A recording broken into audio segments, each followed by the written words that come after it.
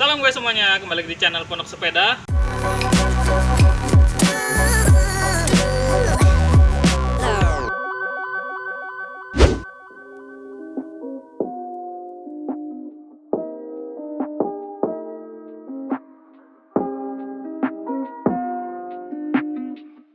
Setelah kita lama banget vakum itu, kita terakhir upload itu 4 bulan lalu lah ya. Kali ini kita akan bahas tentang sepeda lipat entry level. Entry level itu dari harganya yang 2,5 juta sampai 3 jutaan gitu ya. Oke, coba mendekat ke sini. Kita bahas kekurangannya aja gitu lah ya. Ya ada kelebihannya juga, cuman kita utamainnya kekurangannya dulu gitu, supaya teman-teman yang berencana untuk beli sepeda lipat entry level kayak gini itu bisa mempertimbangkannya dengan baik. Oke, yang pertama sini. Itu bisa dilihat di grup set. Nah, ini kita ada Pacific Kodiaq berapa ini? Pokoknya dia yang bannya 20 lah ya. 20. Nah, grup setnya lihat. Black box gitu ya. Jadi untuk di Kodiaq ini pakainya black box, kemudian yang di United Nigma itu pakainya Niseko. Jadi yang ini 9 speed, yang di sana itu 10 speed. Kekurangannya apa dari grup set ini? Nih, lihat.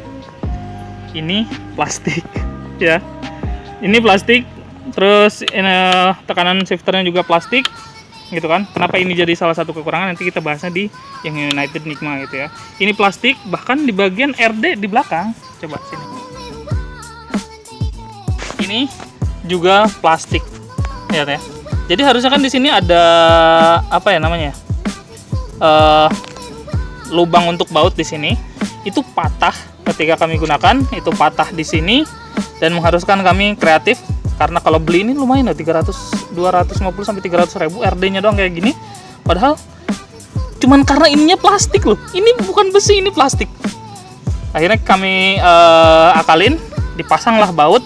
Dan ini ketika kami masukkan sini, dipanaskan dikit, terus diputar, ternyata sampai dalamnya pun itu masih banyak bagian plastiknya. Nggak tahu ini entah dia besi terus dilapisin plastik atau full ini tuh semua plastik gitu. Tapi yang pasti di daerah sini pun dia plastik, dan ketika kena tekanan sedikit aja gitu, itu patah. Akhirnya kami akalin kasih baut di sini supaya ini bisa ada sangkutannya. Tuh plastik. Gitu ya. Itu dari segi grup set. Oke, balik lagi ke frame-nya. Ini frame-nya asli. Gitu ya. Hampir semua sih. Atau kebanyakan lah ya. Ini saya nggak tahu ini aluminium atau bukan, nanti teman-teman bisa cek di websitenya Pacific lah ya. Ini terbuat dari apa, tapi yang pasti ini berat. Bahkan lebih berat daripada sepeda MTB kami. Nah, kalau dari tampilan sini sih ini kayaknya sih besi. Tuh ya. Tuh. Karatan semua. Jadi karena dia bahannya besi ya, dan besi itu cukup sensitif terhadap air hujan, jadi kehujanan dikit aja langsung karatan. Dan ini asli berat sih. Gitu. Dan susah lagi ya. Oke. Selanjutnya itu di bagian pedal. Ini kita udah ganti. Jadi pedal bawaan dari Pacific Kodiaq itu terbuat dari plastik, kayak plastik PVC gitu. Dan pas kita pakai itu patah, gitu ya. Beda sama yang Nigma di sana. Nigma itu campuran antara logam sama plastik gitu ya. Tapi kalau yang Kodiaq ini kan kita udah ganti sama full metal gitu kan. Ini lebih kuat, gitu. Tapi ini harusnya buat MTB gitu. Sedangkan bawaan dia itu plastik, mungkin mirip-mirip kayak PVC gitu, dan itu kena tekanan sedikit aja juga gampang patah gitu. Jadi kalau misalnya teman-teman beli sepeda ini, itu paling nggak pertimbangan untuk ganti pedal lah ya. Ini kita udah ganti. Selanjutnya finishing catnya sih. Ini ya mungkin secara kalau dari jauh itu kelihatannya oke gitu ya. Tapi kalau misalkan detail-detail kecil kayak gini nih, kayak sablonan gimana ya? Lucu sih. Ya balik lagi ya, karena harganya di 2 juta gitu. Kemudian ini ya, detail-detail kayak di rantai kayak gini tuh kayak gampang banget karatan itu. baru kehujanan bentar aja langsung pada karatan. Jadi ya harus ekstra juga gitu untuk perawatannya kalau teman-teman mau memutuskan untuk membeli ini gitu ya. Nah, satu lagi ini sebenarnya kekurangan yang saya sering temuinnya sih di sepeda merek Pacific ya. Itu di sini. Oke. Itu nih pedalnya. Dia gampang banget kendor. Saya udah nemuin beberapa kali ya, karena kan kita sepeda Pacific juga ada beberapa gitu dari pertama kali kita bangun pondok sepeda itu kita ada beberapa sepeda Pacific. Kirain saya di 2022 ini yang itu udah berapa tahun ya, hampir dari 2012 berarti hampir 10 tahun ya, hampir 10 tahun kirain ini tuh udah diperbaiki gitu ya, maksudnya kualitas dari pedalnya itu udah diperbaiki gitu ya, ternyata masih sama. Jadi entah ini kita yang dapat barang gagal produksi atau gimana, tapi masalah dari Pacific itu sering banget ini pedalnya atau crank bukan crank sih, armnya ini sering banget kendor dadakan, terus dia aus di bagian dalam. Jadi ini kita udah copot hampir 3 kali, ditempelin, kencengin masih sama aja.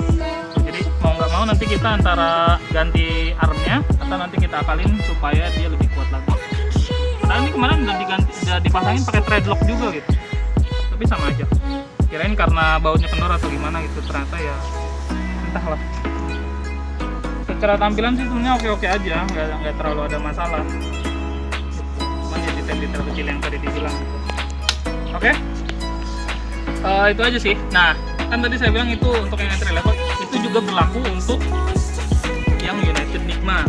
United Nigma itu Niseko kan, Niseko kita patah, shifter Niseko kita patah itu di bagian sininya, karena dia benar-benar sama kayak yang Kodiaq itu, ininya tuh full plastik. Kalau ini kan masih ada besinya nih di sini, terus besi dilapisin sama plastik.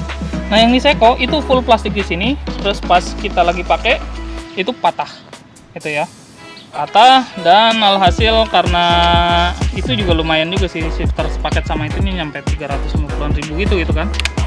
Akhirnya kita menggunakan sumber daya yang ada, speednya kita jadikan cuma 7, jadi settingan di sananya kita turunin. Nah kalau misalkan teman-teman pengen lihat gimana miripnya RD antara yang Kodiaq itu sama yang Nigma, ayo sini. Nih ternyata yang Nigma juga plastik ininya nih.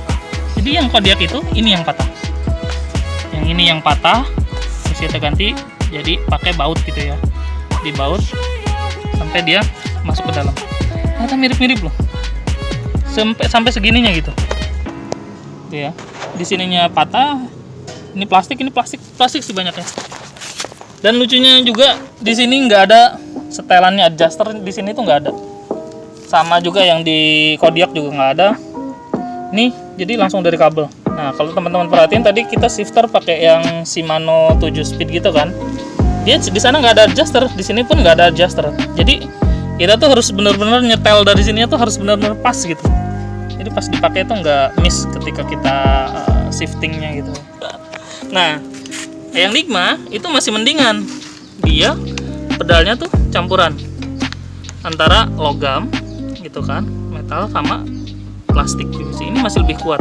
Nigma masih lebih oke lah untuk masalah pengunciannya, jadi lebih gampang juga di sini. Tapi sama, karena ini masih masuk kategori entry, itu bebannya berat. Untuk ukuran sepeda lipat ini berat sih. Dan kemarin setelah saya cek juga ternyata salah satu yang bikin berat itu ininya nih. Ini apa namanya? Wheel set ya? Rim. Rimnya berat. Ini harusnya ditimbang sih berapa kilo, tapi ini berat yang ukuran sepeda lipat gitu. Padahal dia bahannya sudah aluminium. Yang aluminium aja berat gitu. Apalagi yang itu Kodiaq. Kalau untuk dari impresi berkendara sih mirip-mirip ya antara ini sama itu tuh.